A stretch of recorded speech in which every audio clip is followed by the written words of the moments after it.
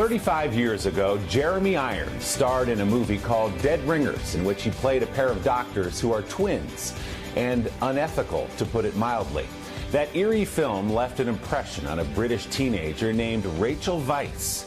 Now the actress, who won an Academy Award for her performance in The Constant Gardener and was nominated for another in The Favourite, is starring in an updated and no less riveting version of the Dead Ringers story.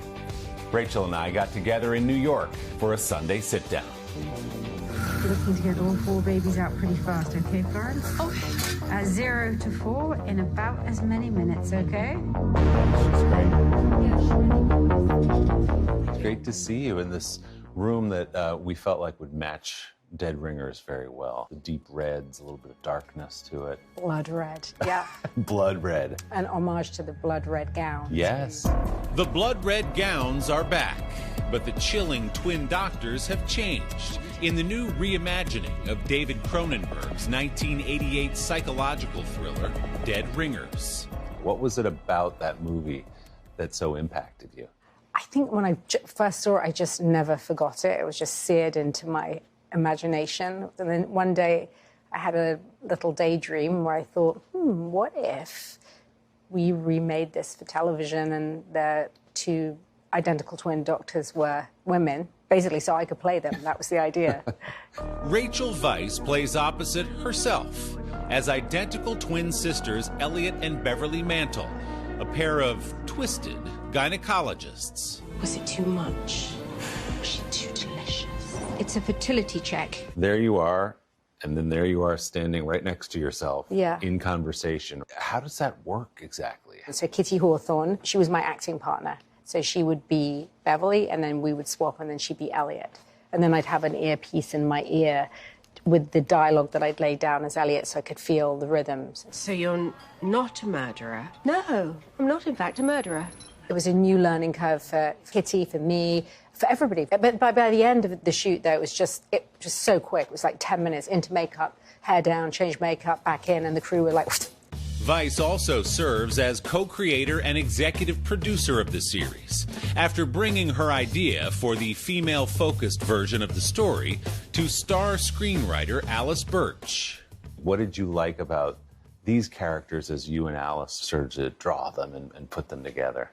I love that they both had these big career dreams. They are brilliant professionally, but they are highly aberrant, dysfunctional, toxic. They have a really screwy personal life. I love that dichotomy of the 2 things. I think it makes for a good ride in entertainment, in fiction. The 53-year-old's own ride began in London, where she grew up the daughter of refugees who fled Eastern Europe as children just before World War II. Were your parents supportive all the way up as you sort of made this turn toward this type of career? Not really. They were just the kind of parents who were like, you've got to get a degree. My dad was kind of like, I think he was really skeptical about my career choice. I think he wasn't very impressed by what I was doing. Only after a good, 15 years was like, wow. Okay. Yeah, he was tough. Weisz did get that degree from the University of Cambridge, where she formed an experimental theater company called Talking Tongues. Well, we're not gentry, thank God. Much too rich for that. After college, Weisz landed small roles on television, in theater, and in independent films, before getting her big break in the 1999 box office hit, The Mummy. You know your history. I know my treasure. When a movie is that big and all of a sudden people know your name, they know your face, what did that feel like to you? That didn't really happen Really? like that. No, I remember I couldn't go to either of the premieres of The Mummy or The Mummy Returns because I was doing plays and they wouldn't let me out of the play. So I never got recognized from it, really. Didn't change your life in that way at that point? Not like that. Her life did change, though, in 2006, when she won an Academy Award for her performance in The Constant Gardener. Take me to Africa with you. What was it like to stand on that stage with the Oscar in your hand? First of all, saying to your dad, no? Now do you believe me? Yeah, maybe my dad was like, okay, you're okay in that. What was it like that night to be there? I was very pregnant. So I really needed to pee. Can you say that on television? Yeah. So you had to make it quick and get to the ladies' room. I did. Yeah. But it was an incredible moment, out of body, surreal. It's not something that you really ever think would happen in your own life. Over 3 decades in Hollywood, Weisz has moved effortlessly between indie films, period pieces, romantic comedies, and big-budget movies, including a recent turn in Marvel's Black Widow. I completely demolished one of the engines, and we were going into a controlled crash. When these things come through, how do you assess what you want to do next? You've got a family. What's worth the commitment and the time at this point in your career? Has to be good writing, really interesting writing that really grabs me when I read it, and the director. I think those are the 2 things that make me want to leave and go. But actually, Dead Ringers, we filmed it all in New York, so I stayed home. Home for Weisz is Brooklyn, where she lives with her husband, James Bond star Daniel Craig, and their children.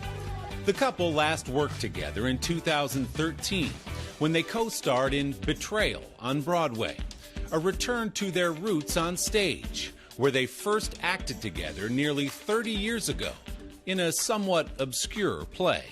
Is there any chance we might see you and your husband appear in something again? I think we aren't going to at the moment, yeah. I think we really love our private life as a family, and then we go to work separately. A lot of people talk about Betrayal with you two. I go back to Les Grandes Horizontales. You're blowing my 94. mind, Willie. I mean, you were fabulous in that. Okay. The two of you, my gosh. Okay, you just probably... I'm going to have to take a really long drink of water.